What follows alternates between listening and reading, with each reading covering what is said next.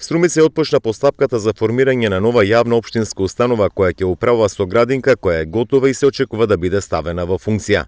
Градинката се наоѓа во новиот дел на градот, на просторот на поранешната струмишка касарна и ќе има капацитет од 300 дечиња.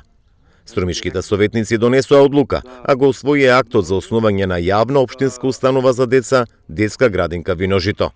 Потребата ја објасня бидејќи сегашниот правен субјект јавна општинска установа Детска радост нема да биде во можност ефикасно да управува со сите клонови во Струмица. И сметавме дека уште градинка со 350 дечиња, еден директор и една администрација нема ефектот да го постигне.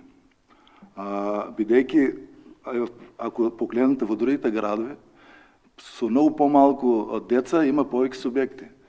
Министерката за труд и социјална политика при последната посета на Струмица соопшти дека новата детска градинка за која општинските власти отворија постапка за отварање нов правен субјект ќе биде готова до почетокот на новата учебна година.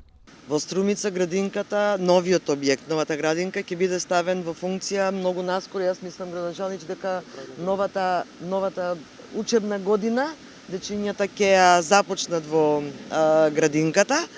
Во тек е завршувањето на сите административни процедури помеѓу општината и помеѓу Министерството за труд и социјална политика.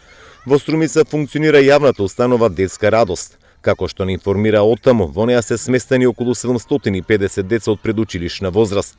Сите тие се распоредени во 7 клонови во градот, вклучувајќи ги и детските градинки во населените места Куклиш и Мортино.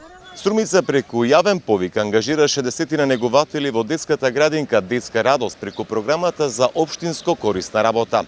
Тие се ангажираат за период од 9 месеци на скратено работно време, се со цел, како невработени, да стегнат нови вештини и да бидат конкурентни на пазарот на трудот.